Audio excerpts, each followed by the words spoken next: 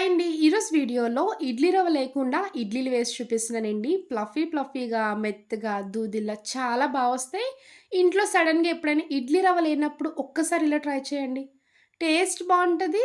పిల్లలైనా, పెద్దవాళ్ళైనా చాలా ఇష్టంగా తింటారు. మెయిన్‌గా చెప్తున్నాను, షుగర్ పేషెంట్స్‌కైతే చాలా మంచిదండి.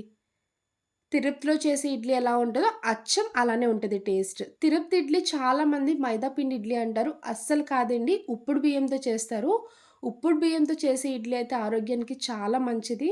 ఒక్కసారి ట్రై చేయండి.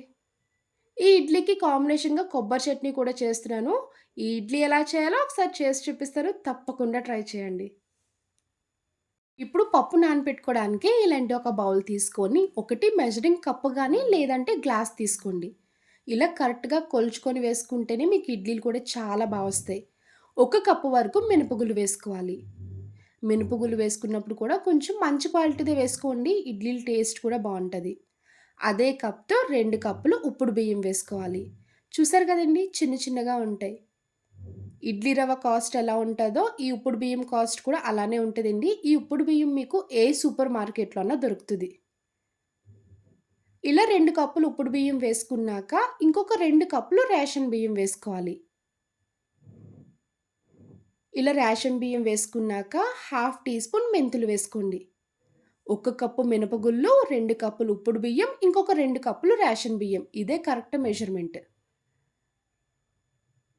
ఇలా ఇవి వేసుకున్నాక డస్ట్ పోయేలాగా 2, 3 సార్లు వాష్ చేసుకోండి. ఇలా వాష్ చేసుకున్నాక మళ్ళీ వాటర్ వేసుకొని 5 గంటల సేపు నానపెట్టుకోవాలి. 5 గంటలయ్యాక చూడండి పప్పయితే చక్కగా నానిపోయింది కదా! ఇప్పుడు ఈ పప్పులో ఉన్న వాటర్ ఒకసారి తీసేసుకొని, ఇలాంటి ఒక మిక్సీ జార్‌లో నానపెట్టుకున్న పప్పు, బియ్యం మొత్తం వేసేసుకోవాలి. ఒకేసారి కాకుండా కొంచెం కొంచెం వేసుకోండి.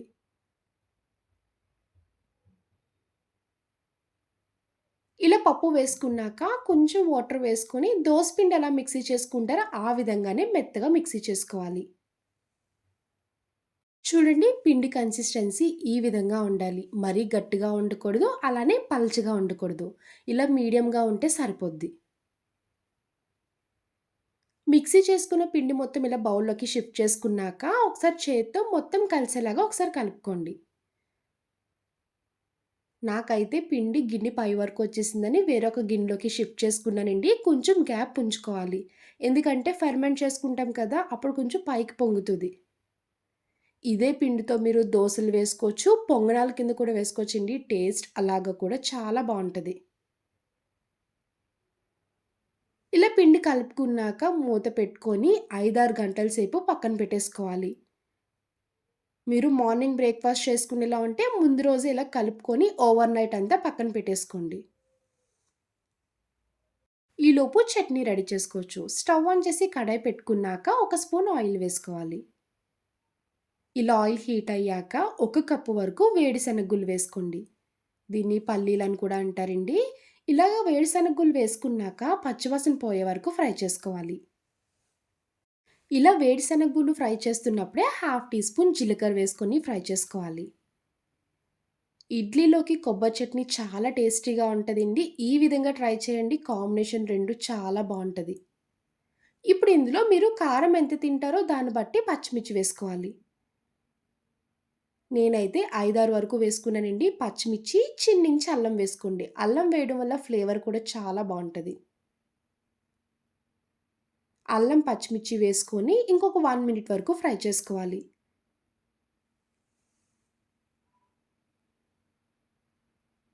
చూడండి ఈ విధంగా ఫ్రై చేసుకున్నాక ఇంక వెంటనే స్టవ్ ఆఫ్ చేసుకోండి. కొంచెం చల్లగా అయ్యాక అప్పుడు మిక్సీ జార్‌లో వేసుకోవాలి. ఇప్పుడు చట్నీ మిక్సీ చేసుకోవడానికి ముందుగా ఫ్రై చేసుకున్న వేరుశనగులు మొత్తం వేసేసుకోవాలి.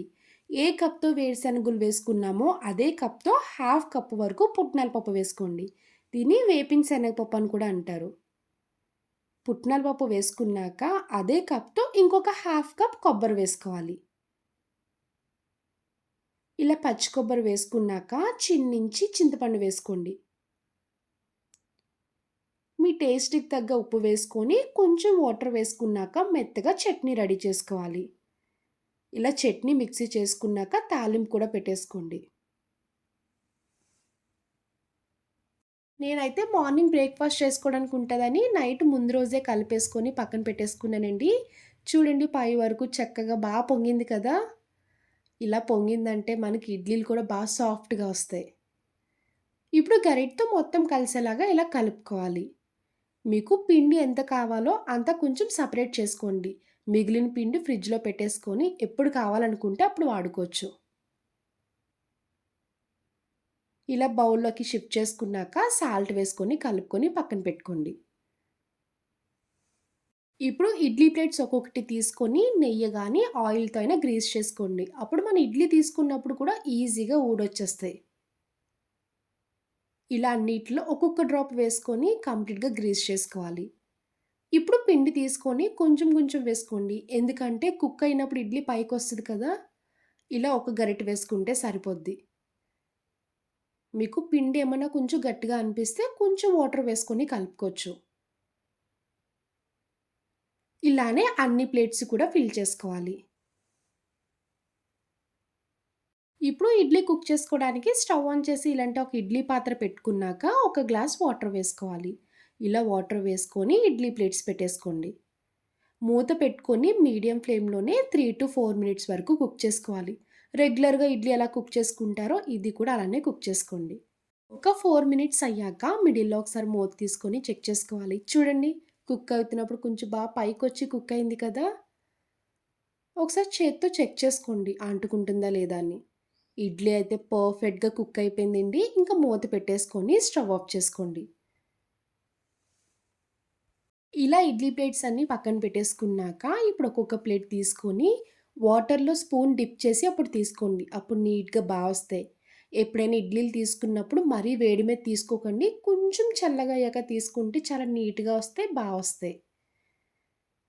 చూడండి ఫ్లఫీగా, మెత్తగా, దూదిలా చాలా వచ్చాయి కదా! ఇడ్లీ రవ్వ లేకుండా కూడా ఇడ్లీలు వేసుకోవచ్చండి. ఈ టేస్ట్ కూడా చాలా బావుంటది. ఒకసారి ట్రై చేయండి. ఇలానే అన్ని ఇడ్లీలు తీసుకొని ఒక ప్లేట్‌లోకి షిఫ్ట్ చేసుకోవాలి. ఇలా రెడీ చేసుకున్న వేడి వేడి ఇడ్లీలో ఇప్పుడు రెడీ చేసుకున్న కొబ్బరి చట్నీ కూడా వేసుకొని తినండి. చాలా బావుంటది 2 కాంబినేషన్. చూసారు కదండీ! సింపుల్‌గా దూది లాంటి మెత్తటి ఇడ్లీలు వేసి చూపిచ్చాను. నా వీడియో మీకు నచ్చితే లైక్ చేసి షేర్ చేయండి. అలానే ఫస్ట్ టైమ్ చూసేవాళ్ళైతే ప్లీజ్ నా ఛానెల్‌ని సబ్స్క్రైబ్ చేయండి. బాయ్ అండి.